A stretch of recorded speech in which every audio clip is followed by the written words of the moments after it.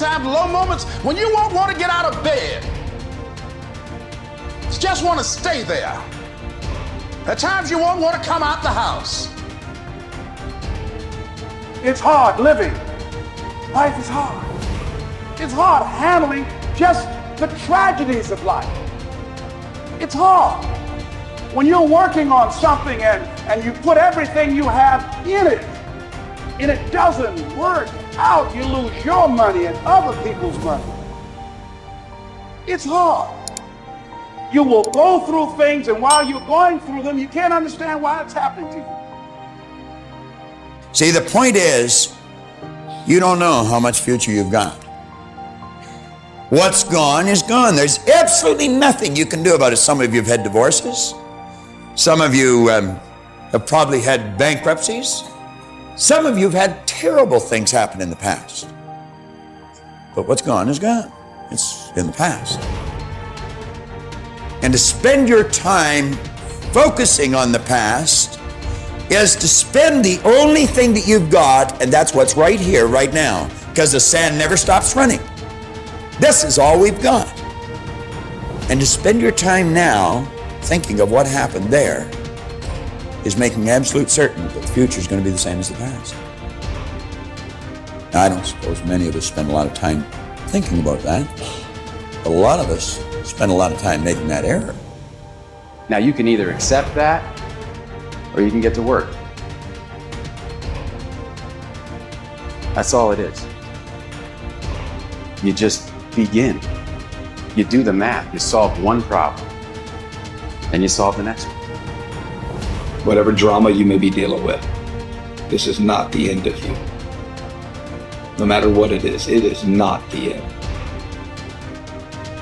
You can't quit now. And the only way out is through. All you do is you fall down, get back up again, fall down, get back up again, fall down, get back up again. That's how you win. You got to be bold in life, ladies and gentlemen. If you're not bold, if you're not standing up inside yourself, if you're not willing to call into being the highest and the strongest that's within you when you're facing life's challenges, life will trample you. But see, when you discover the truth of this goodness, this power that you have within you, that truth will set you free from ever being a victim in life. That truth will enable you to handle things with a level of equanimity that will surprise you. Getting unstuck means that you are going to start living life on your terms, rather than just gliding through every day on automatic. That you have a special power within, that you know that things are going to get better for you. You know that you can handle this. And because you want some different kind of results in your life, you've got to decide that I'm going to go all out. Now listen to me. I don't care what you're going through. If you're not dead, he ain't through with you yet. As long as you waking up, you still in the game. As long as you alive, you can still make it happen. As long as that breath in your nostrils, boo, you still in the game. You still can win. Now get your butt up. Why do you keep crying? Why me, God? Why did I get MS? Why did I get cancer? Why did my mama die? Why did I get fired? Listen, you got put through that because what that does, that tension produces greatness. Stop running from it and run to it. Lions don't cry. Lions don't give up. Lions don't quit. Lions hunt. That's what we do for a living. We turn tragedy into triumph.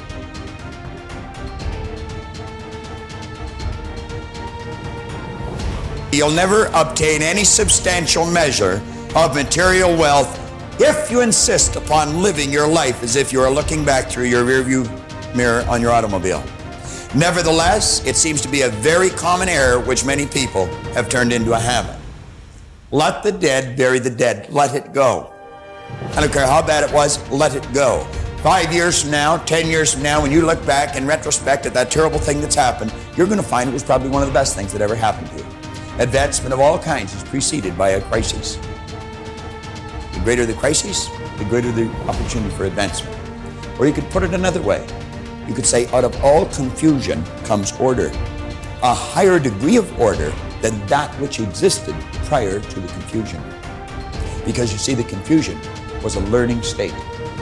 Remember, I was pointing out that business is fun. It really is. I see business as a game. It's a game we're playing, and we play to win.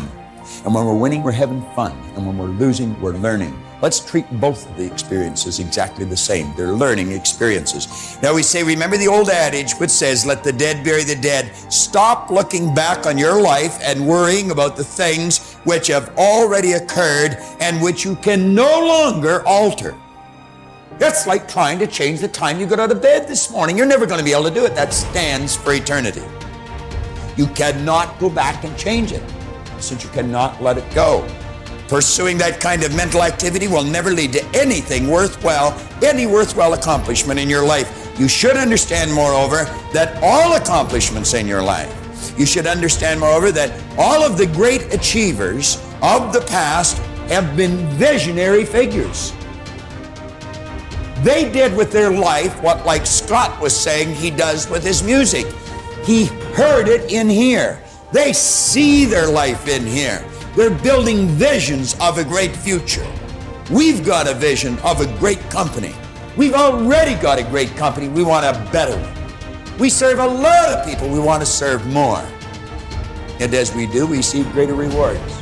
Because we receive greater rewards, we become more comfortable, more creative, we can provide more service. It's a beautiful cycle that we're in. Looking into the past is a self-doom fulfilling cycle. You just keep getting it worse, worse, worse. We've all done it, so we know what it's like. These visionary figures were men and women who projected into the future, and they did not belabor over things which had already passed. They thought of what could be rather than what already was, and then they moved themselves into action to bring these things into fruition. If there were tips for success, everybody would have been successful. There are no tips for success. Only those who are not so successful, or those who are not successful, think somewhere if you read 10 points in a book, you're going to be successful. We need to understand this. If you want to be successful, don't seek success. What you seek is competence. If you enable yourself, and if you do something well, other people will say you're a success. If you think, I'm a success, it's foolish, isn't it? You're doing something, and you're doing it well. Other people in the town, or in the country, or in the world, people will say, oh, he is doing something really successful. They're looking up to you. That's fine. You look up to yourself. That's madness, okay? You don't seek success. You seek empowerment, you seek competence, you do it the best that you can do.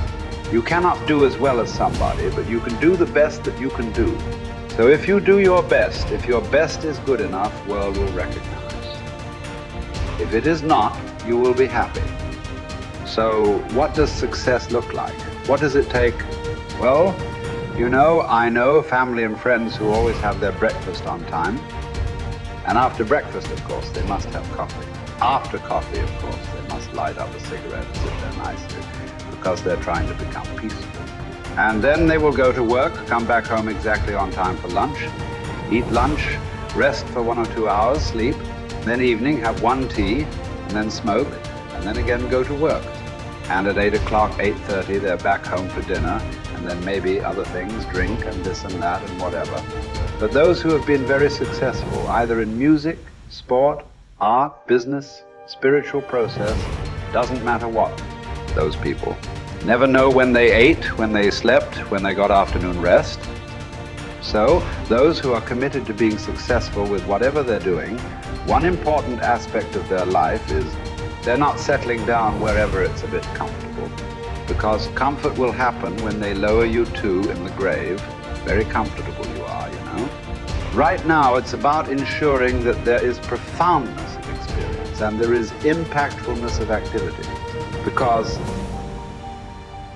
if they had given you a limitless amount of time, you could do all those things. Nothing wrong, I'm not against them. But they gave you such little time with such tremendous potential of being human. That's the problem. For every one of you, your life is precious, isn't it? It's a precious life. If something is precious, where do you want to invest this life? Because what you call as my life is just a certain amount of time and energy, isn't it? As you sit here, your life is ticking away, or no? What is ticking away is not time. What is ticking away is your life. So this energy that you call as my life, how are you going to invest it? Because if you're doing something truly worthwhile, it gets over before you know what happened. Only if you're doing something worthless, it feels like a long life. Have you noticed this? On a particular day when you're very happy, 24 hours, poof. It went off like that, like a moment. You are miserable, 24 hours feels like 10 years. Have you not noticed this? So, only miserable people will have a long life. Joyful people, life goes away like that as if it's a couple of days. It passes away like that if you are creating what you really care to create. So, one thing that every young person should do is, without the influence of the peers of your own age group, without the influence of your professors and your parents, without any kind of influence, somewhere you must stay by yourself at least for 2-3 days and look at it. What is it that I want to invest this precious life into? What is it that will be worthwhile today and worthwhile after 50 years for me to invest myself into? You invest your life into that, whatever it is, however small, big, it doesn't matter. If you see that this is something truly worthwhile and you invest your life in that, this will be a life of fulfillment.